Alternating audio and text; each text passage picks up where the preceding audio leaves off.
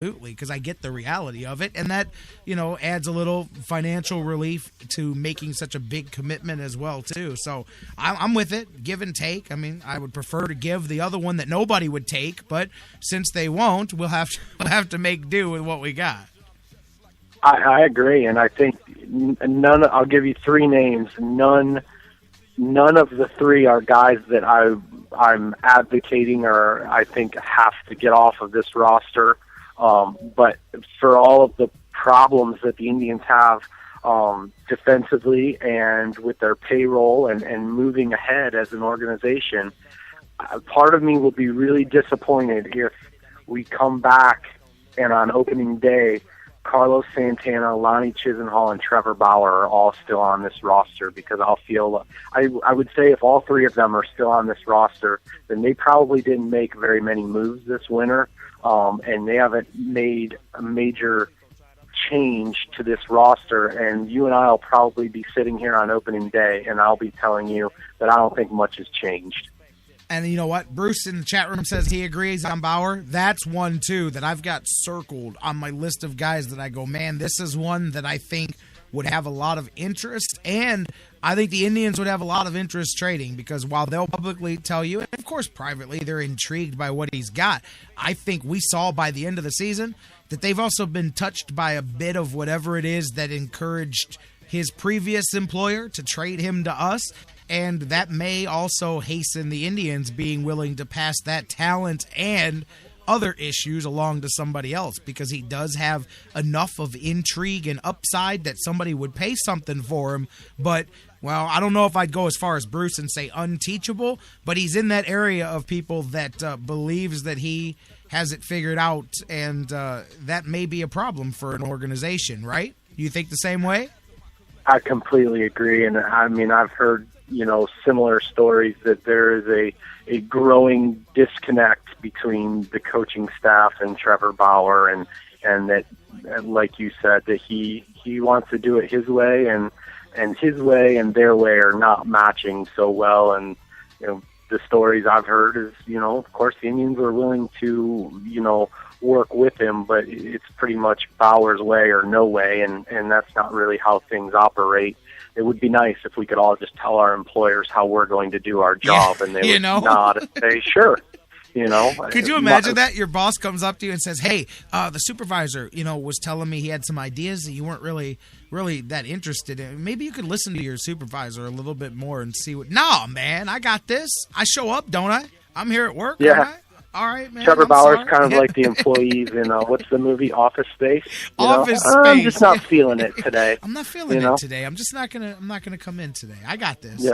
I'll be back tomorrow. So I think and like you said, I think he's a guy with value, and I think he's close. And in my mind, I mean, right now, I mean, I don't think it's any leap to say that Corey Kluber and Carlos Carrasco have certainly passed him as far as their ability. And moving ahead. Chart. And I think you could say the same for Danny Salazar. And to be fair to the Indians, I think at this point, Danny Salazar and Trevor Bauer are very similar in that when they throw strikes, they are very good, and when they don't, they are not very good. And harnessing that and not just relying on their fastball, one of those projects is probably enough to dive into. Two of them seems to be a lot of hard work. Plenty on their plate. And personally, as a teacher myself, I think I'd rather work with the student who wants to be worked with,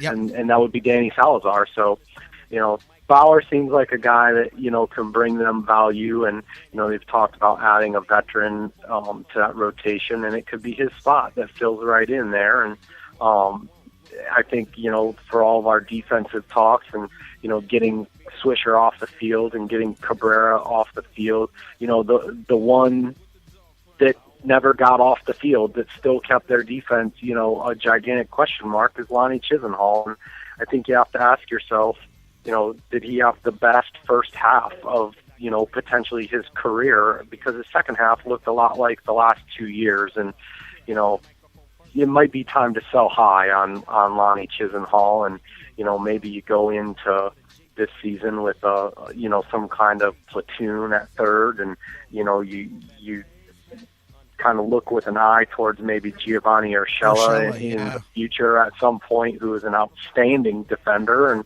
you live with Micah Vilas and maybe Jose Ramirez at third. That's what I was thinking. At least in the short term. You just named it. When somebody said, well, what do you do if you trade Chisenhall the other day? I said I would rotate Aviles, and Ramirez can play there, and, you can platoon those guys, because I thought Urshela is at least probably a year away, but I know you've talked about how that's your guy. I mean, you're like, wait till and I'm like, but he's not there yet, but you can get through a season. Urshela's a good glove, and, he's a guy I could see being a surprise maybe halfway through 2015, Jerry, kind of the way that Jose Ramirez was. I mean, I don't think he's ready on opening day, but he might be a guy that impacts the second half of the year. I'll throw a crazy scenario out there that I don't expect in a million years to happen. But again, if I was running the Indians, something to consider. When your defense is awful, good defenses are built up the middle. And I think we all know that Francisco Lindor is slated to, play shortstop at least at some point. I think he'll be there on opening day.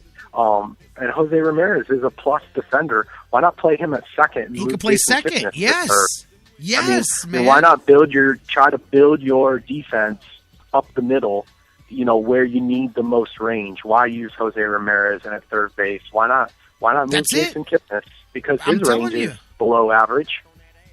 We've been talking, several friends of mine have been talking about that same thing. I go, the Indians, we've joked for years that they're a team of all these parts that can be moved around and mixed match, and that's what Terry Francona does best is plug you in here and plug you in there. Well, then do that. Like, you've got a lot of pieces here that just maybe need to be moved around, and that's 1-2 there, is Ramirez can play third, he can play second. You may be able to find a spot there. It doesn't have to be like it's got to be Hoyer or Manziel. It doesn't have to be Ramirez or Lindor. There may be a spot for both of them. Yeah, I think there is, and I preface this because I think Jose Ramirez played outstanding in the last 2 months, but I've always seen Jose Ramirez in the minor leagues and thought that he would be at his best in the big leagues when he is in a role like what Micah Vilas has, when he plays 3 or 4 days a week. He's a constant member, but maybe not a full-time starter.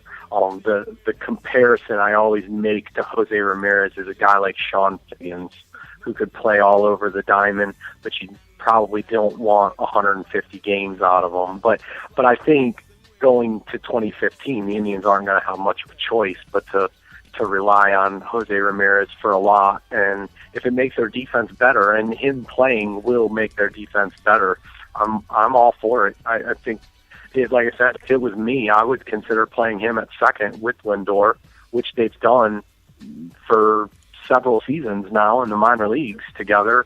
And I would consider moving Jason Kipnis to third base. Or, for that matter, I would consider moving Jason Kipnis to the outfield if you could find someone to take David Murphy. Yeah, I'll tell you, there's a lot. That's the thing. There's so much possibility here as far as which way they could go with these things, man. And that's what I like. And this is why, and I'm not just saying this because you're on here with us now, but this is why this winter is going to be a lot of fun looking ahead, because we really do I'm able to sit with you and hit things from all different sides and different ways of looking at it. And hopefully, man, I'm with you, man. We better not be sitting here at the beginning of the season and talking the same way about the way we came into, like, let's get what we need to get done, however we got to do it, and let's roll, because seeing Kansas City where they are just like it should sting Indians fans, it better be stinging that front office right now, where they're like, man, and I said this yesterday, and I know it, they'll never in a million years admit this. You can't.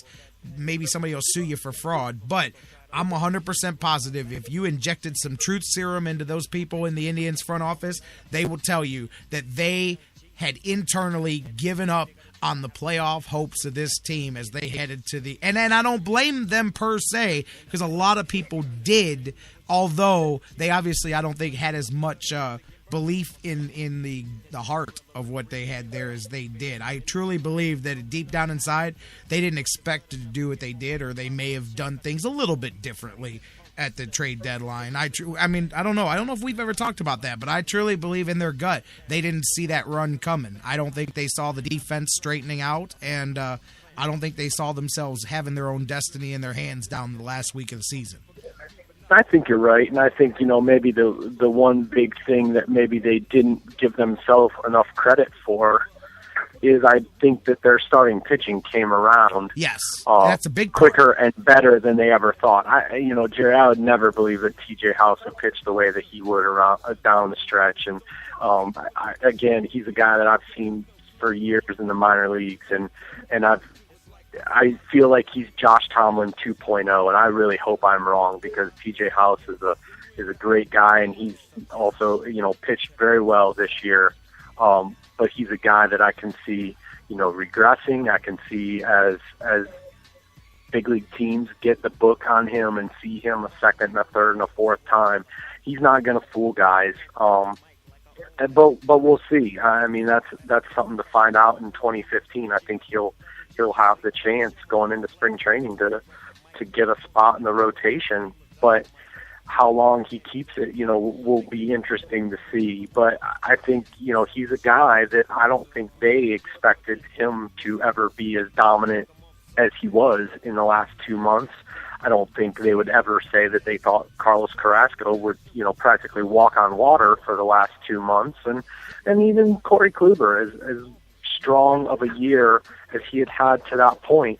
I mean, his August and September if his August and September were all year, there wouldn't even be a question of who the Cy Young Award winner is. They'd already be chiseling his name onto the trophy. So, I mean, everyone, pitched above and beyond, I think, the level of expectation. So that'll be interesting to see moving forward how many of them really are at that level and how many of them maybe just had the two best months at the right time and surprised us all. Let's get this World Series over so we can get that 90-day clock running and get us back to spring training and get this thing going again. I love it. Mike, it's going to be fun this winter, hopefully fun. It'll be fun talking about it. Hopefully it'll be fun watching what the Indians go about putting together their team for next year. Last question. I know you got to go. I got to go. San Francisco, do they finish it tonight? Does St. Louis got something left in them? Who does Kansas City face? What do you think? I think eventually it's the Giants, but I think St. Louis has something left in them. I think this series is a lot closer than it looks like at a 3-1 series. I mean, this could be 3-1 the other way, and I'm definitely not going to predict the Cardinals to rip off 3 in a row. But I can see this series still has some life left in it, and I think the Cardinals, survive to fight another day, and they'll get back home, and you never know what a home crowd will do, and a little bit of momentum and see where it goes. But if today's theme, with the Indians was defense, I mean, one bad play in a playoff series has really kind of turned this series, because when Randy Choate throws that ball down the right field line, the Giants win and then win yesterday, and now the series looks like it's over. Could be if he gets that out, you never know. This could be 2-2 or even 3-1 for the Cards. Mm-hmm. Absolutely. I'm with you. Bumgarner and Wainwright tonight in the next game for the Cards and the Giants. We'll see. We'll talk about whoever's in the World Series next week, and we'll keep this thing rolling. Have a great weekend. Enjoy what's left of the NLCS, and then you and I will catch up next week. We may be previewing the World Series. They may have already started playing the thing. I don't know. But either way, looking forward to talking some baseball next week, Mike. Sounds good. I'll go out on a limb. I'll tell you right now, I like the Royals to beat either one of these teams. I'm telling you, I just don't see how they're going to get beat, man. Nobody can do it. They're not going down, man. I've heard people compare this team to the 07 Rockies, and I think that's unfair. That's because it. What people forget is, and I don't mean this as a knock at the Indians either, but the better comparison to the 07 Rockies is the Indians of last year, in that they were around 500 most of the year and got hot at the right time. The Royals are a better team than that. People forget this was a team that was in first place most of the season. They fought back and forth with the Tigers. They didn't win the division, but they were a first place team for a good part of the season. They're a better team than either of those other two teams, and for that reason, I think that's an unfair comparison to just focus on how hot they are right now. They are hot, but they're a good team. No, you're absolutely right. They got swept out of first place there with less than 2 weeks in the season when they played Detroit. Trust me, we know what that feels like here, Kansas City. But